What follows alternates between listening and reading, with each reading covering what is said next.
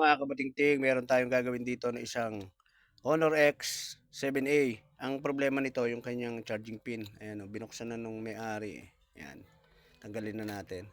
Tapos papakita ko sa inyo na ayaw niyang mag-charge. Cut mo.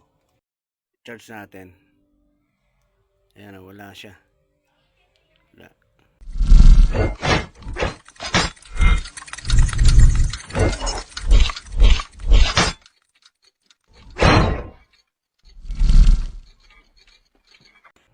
Minsan pagka ginagalaw-galaw daw ng may-ari, natsatsambahan. Pero ayan ayaw eh. Kaya ang gagawin natin, magpapalit tayo ng charging board, yung buo. Kaya tatanggalin natin lahat ng mga tornilyo. Ayan. At magpapalit tayo ng charging board. Ayan, buo na natin papalitan, hindi na yung charging pin. Pakikita ko sa inyo mamaya pag nabaklas natin to, para makita nyo yung buong board. Mas mabilis yan, di na kayo maghihinang. Mas matibay pa kung hindi masyadong marunong yung maghihinang. Kaya nga ako hindi pa expert masyado.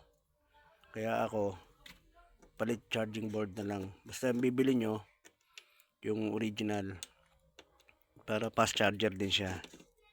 Yan. Wala kaming pakialam!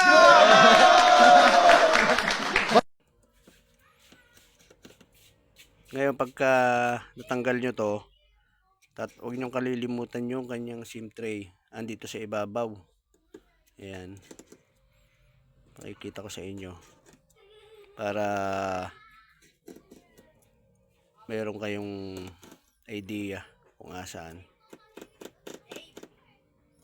Tapos yung kanyang SIM holder ito siya mic, ito dito sa kabila. Yan, dito sa kanan. Tanggalin natin. Tapos sa side. Yan. Madali naman tanggalin yan. Lalo na to hindi na siya virgin. Dali na to. Yan. Yan, ingat lang kayo kasi itong middle frame. Yan. Tapos iaangat nyo to dyan sa flex ng ating fingerprint. Yan, tabi nyo lang lahat yan. Dito tayo. Dito. Angat nyo muna yung flex ng battery. Tapos ito. Yan.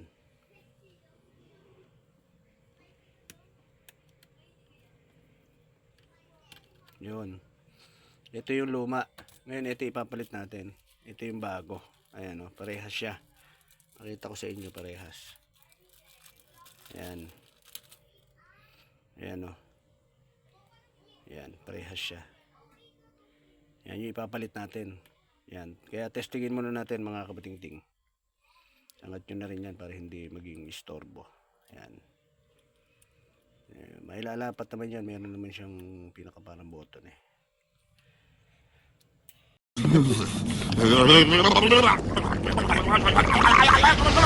What did you say, nigga? Ang kabatingting, ito yung bago. Ikabit natin. Ay, ilalapat nyo yan na pag ganyan. Mayroon siyang parang may dito nail. Ayan, pag ganyan. Para lumapat siya. Tapos kakabit nyo tong flex. Ayan. Tsaka itong ililipat nyo to, signal antenna to Ayan. Ayan, tatanggalin nyo yan. Ililipat nyo siya. Bali dito. Ayan. Ayan mga kabutingting, na ikabit na natin. Yan. Ngayon isusunod natin to, yung flex. Ayan. Mayroon siyang cover. Tingnan, panoorin nyo. Pag naikabit ko na to. Kasi itong cover na to, huwag nyo kalilimutang hindi ibalik. Ayan pag ganyan. Tapos siya ilalagay. Ayan. Didiin natin. Bali ito, Ayan. Pag ganyan.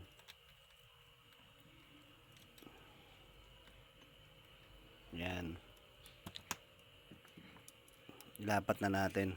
Bago ko ipakita sa inyo na yun kung nagcha-charge siya o hindi.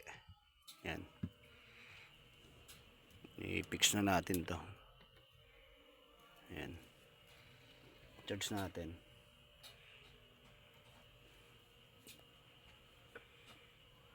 Ayun, nagcha-charge siya. Ayun, oh. Nag-charge siya. Tayo lang natin saglit. Ilang percent siya.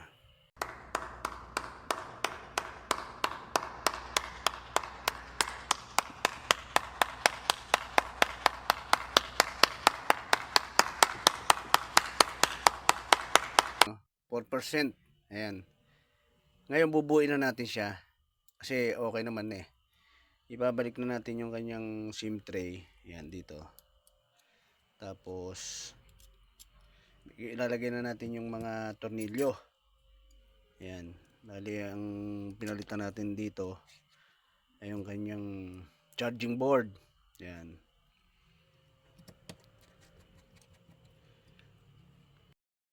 Ayan.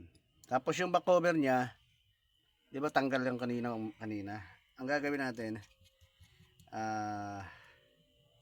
didikitan natin yun ng adhesive mamaya. Papakita ko sa inyo. Tapos titape natin. Tapos kalahating oras nating patutuyuin para lumapat ng maayos yung back cover natin.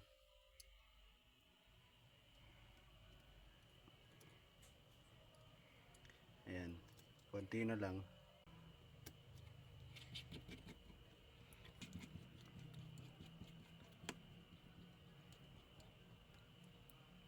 Ayan. Dito na tayo sa ibabaw. Ayan. Para pag natapos natin lagyan to, ayan, didikit na natin yung back cover.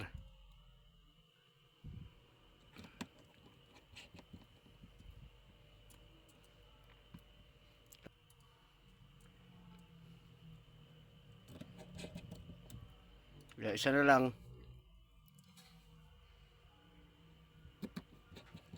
Cut mo. 2 hours later. Mga kabating-ting, dikitan natin yung back cover. Ayan, paikot.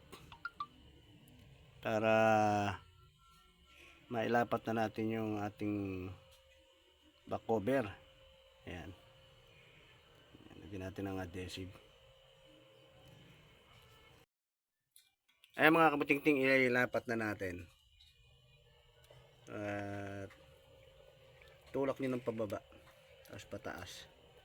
Ayan. Para lumapat. Kaliwa tsaka sa kanan. Ayan, lalapat na yan.